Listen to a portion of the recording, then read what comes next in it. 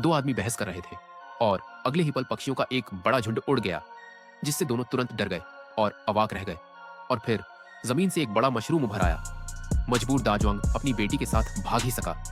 तभी उसके पीछे का ज्वालामुखी पूरी तरह से फट गया और एक बड़ा मशरूम तुरंत ऊपर आ गया। इस समय दाजवांग कार चला रहा था, बचने के लिए लगातार बाएं दाएं झूल रहा था। लेकिन जैसे ही पिता और बेटी विमान के पास पहुंचने वाले थे, सड़क फिर से टूट गई। दाजवांग ने दरवाजे पर कदम रखा और उड़कर ऊपर आया, अपनी बेटी को अपनी पत्नी को सौंप दिया और नक्शा ढूंढने के लिए कार में वापस आ गया। नक्शा पाकर दाजवांग बहुत खुश हुआ। लेकिन अगले ही पल उसकी कार 10,000 मीटर गहरी खाई में गिर गई। हताश श्याओमी को लगा कि दाजवांग का अंत हो गया है। अचानक दाजवांग बाहर निकला और भागा। ज्वालामुखी चट्टानें तोप के गोलों की तरह उसका पीछा कर रही थीं। जैसे ही विमान उड़ान भरने वाला था, दाजवांग ने अपनी पत्नी का हाथ पकड़ लिया और विमान ने आसानी से उड़ान भर ली, जिससे सभी बच गए। आखिर हुआ क्या था? कुछ ही दिन पहले वैज्ञानिकों ने 2012 में पृथ्वी पर एक अभूतपूर्व तबाही की भविष्यवाणी की थी। ये खबर सुनकर राष्ट्रपति ने 4 विशाल अंतरिक्ष यान बनाने का फैसला किया, जिन्हें नूह का जहाज कहा गया। एक दोस्त से यह खबर सुनकर दाजवांग ने एक विमान किराए पर लिया और अपने परिवार के साथ भागने की तैयारी।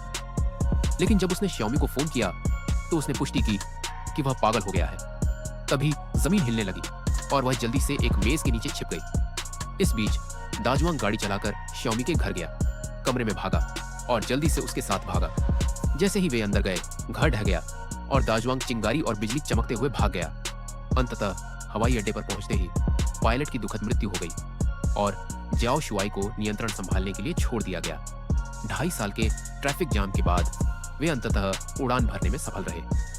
जियाओ शुआई विमान में ईंधन भर रहा था। दाजवांग ओल्ड क्रेजी मैन के पास एक नक्शा लेने गया, जो फिल्म की शुरुआत में दृश्य की ओर ले जाता था। विमान में दाजवांग ने नक्शे की जांच की और आर्क का स्थान पता किया, जो तिब्बत, चीन में था। हालांकि उनका छोटा विमान सीधे वहां तक नहीं पहुंच सकता था।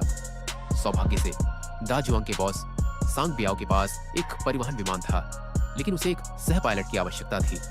इसीलिए जियाओ शुआई को जिम्मेदारी लेनी पड़ी। डर के मारे दोनों आदमियों ने अपने डायपर भिगो दिए और पूरी ताकत से जॉयस्टिक खींचकर आखिरी पल में बाल बाल बच गए। एक कठिन यात्रा के बाद दाजवांग और उनका परिवार आखिरकार जहाज पर चढ़ गए। कुछ महीनों बाद आग के दरवाजे फिर से खुले और सबने बगल से सूरज को देखा। जियाओ शुआई और जियाओ मेई भी हमेशा के लिए खुशी से रहने लगे और फिल्म खत्म हो गई।